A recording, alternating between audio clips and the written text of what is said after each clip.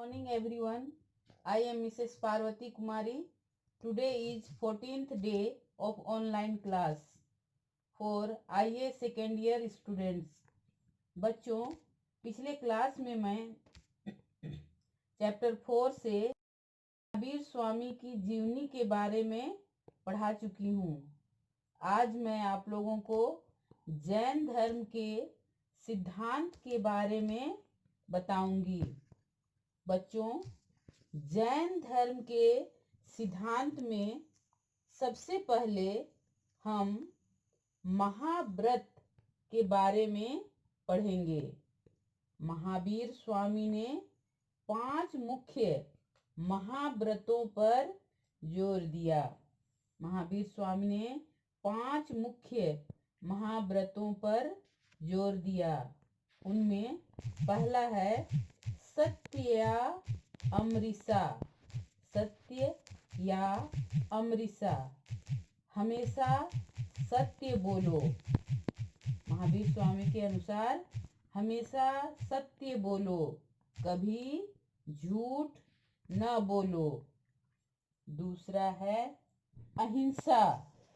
अहिंसा अर्थात जीवों की हत्या न करना।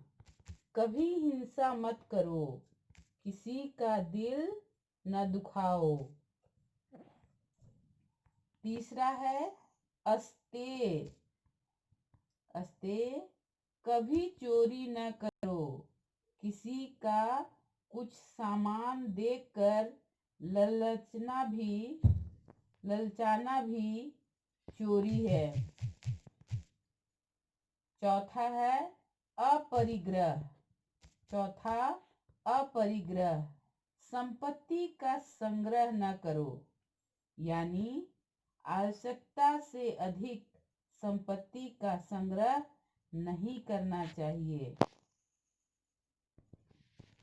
पांचवा है ब्रह्मचर्य।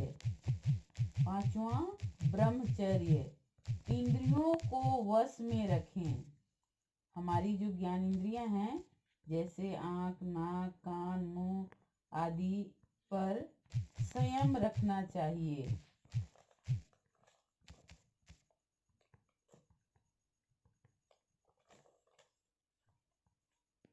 सिद्धांत के आगे हम पढ़ेंगे। ज्ञान प्राप्ति के बाद महावीर स्वामी ने जो विचार प्रकट किए वे ही जैन धर्म के सिद्धांत बन गए। वे निम्न हैं। इनके जो सिद्धांत हैं वे निम्न हैं।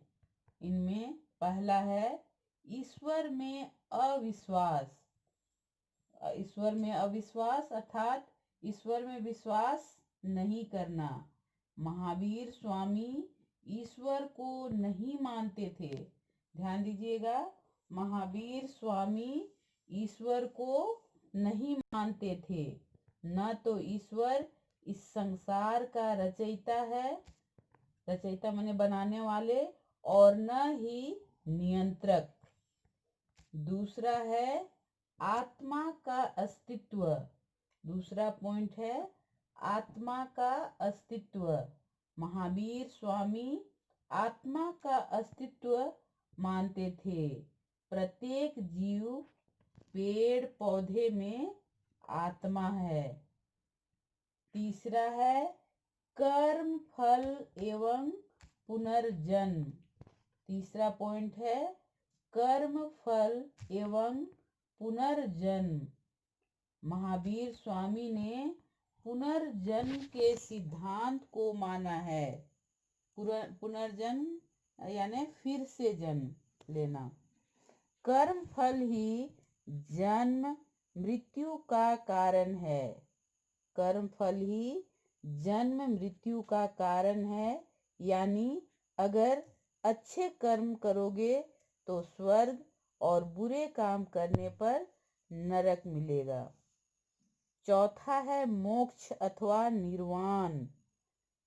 चौथा पॉइंट है मोक्ष अथवा निर्वाण। सांसारिक तृष्णा बंधन से मुक्ति को निर्वाण कहा गया है, अर्थात सांसारिक जो प्यास है उस बंधन से यदि व्यक्ति अलग नहीं होगा तो वह निर्वाण यानी ज्ञान नहीं प्राप्त कर सकता। यानी सांसारिक मोह को त्यागना पड़ेगा, तभी व्यक्ति निर्वाण या मोक्ष को प्राप्त कर सकता है।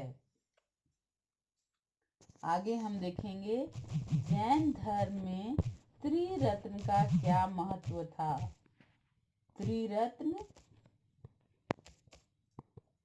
त्रिरत्न का महत्व। महावीर स्वामी ने कर्म फल से छुटकारा पाने के लिए त्रिरत्नों को अपनाने पर बल दिया। महावीर स्वामी ने कर्म फल से छुटकारा पाने के लिए त्रिरत्नों को अपनाने पर बल दिया। ये त्रिरत्न निम्न हैं। पहला, सम्यक ज्ञान। सम्यक ज्ञान सच्चा एवं पुनर्ज्ञान का होना ही सम्यक ज्ञान है।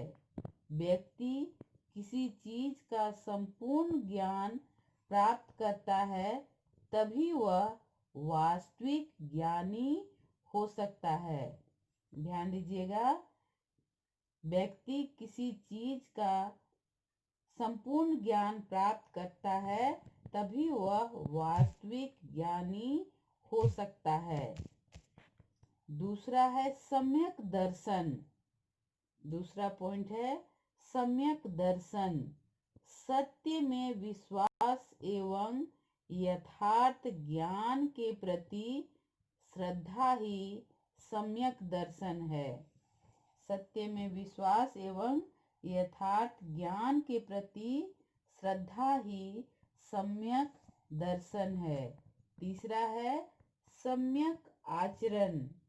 तीसरा पॉइंट है सम्यक आचरण। सच्चा आचरण एवं सांसारिक विषयों से उत्पन्न सुख दुख के प्रति स्वभाव ही सम्यक आचरण है। तीसरा पॉइंट है सम्यक आचरण। आचरण का अर्थ होता है व्यवहार। सच्चा आचरण एवं सांसारिक विषयों से उत्पन्न सुख दुख के प्रति संभाव ही सम्यक आचरण है। अब हम निष्कर्ष में देखेंगे, आत्मा को घेरने वाले भौतिक तत्वों के दमन हेतु काया क्लेश यानी शरीर का त्याग आवश्यक माना गया है। जैन धर्म में उपवास अर्थात काया क्लेश द्वारा शरीर के अंत पर अर्थात संलेखन पर विशेष महत्व दिया गया है। अर्थात काया क्लेश यानी शरीर के त्याग पर विशेष ध्यान दिया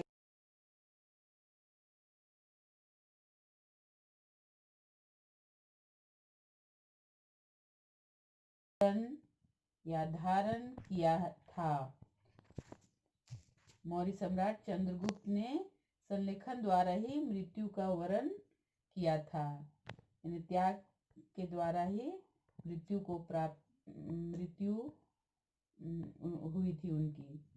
अगले क्लास में हम जैन संप्रदाय के बारे में पढ़ेंगे। धन्यवाद।